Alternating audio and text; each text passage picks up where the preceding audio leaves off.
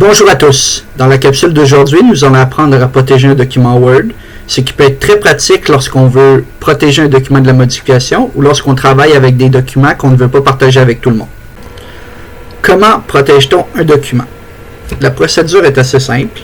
Nous allons aller dans l'onglet Fichier et dans Informations, les options sont ici. Nous allons cliquer sur l'onglet Protéger un document et nous allons marquer Chiffrer avec un mot de passe si on ne veut pas que le document soit accessible à tous. Nous allons créer un mot de passe assez simple si c'est un document qu'on utilise souvent et assez complexe si on ne veut pas que plusieurs personnes y aient accès.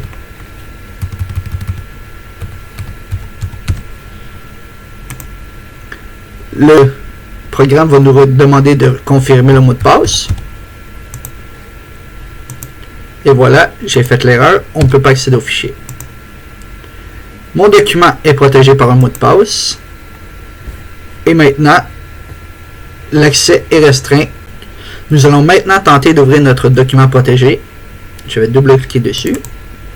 Et automatiquement, le programme demande le mot de passe.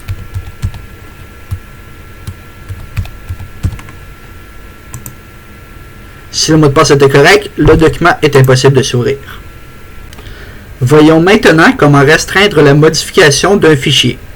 Dans l'onglet Fichier toujours, au niveau Information, nous allons choisir l'option Restreindre la modification. Nous allons cocher les deux premières cases et activer la protection. Nous allons créer un mot de passe simple ou compliqué, tout dépendant de la situation. Et nous allons faire OK. Enregistrer le fichier et par la suite nous tenterons de l'ouvrir. Tentons d'ouvrir notre fichier protégé à la modification. Comme nous pouvons le constater, nous ne pouvons pas cliquer dans le fichier et nous ne pouvons rien modifier. Cette façon de protéger un document est très pratique lorsqu'on veut créer des documents qui sont uniquement pour consulter.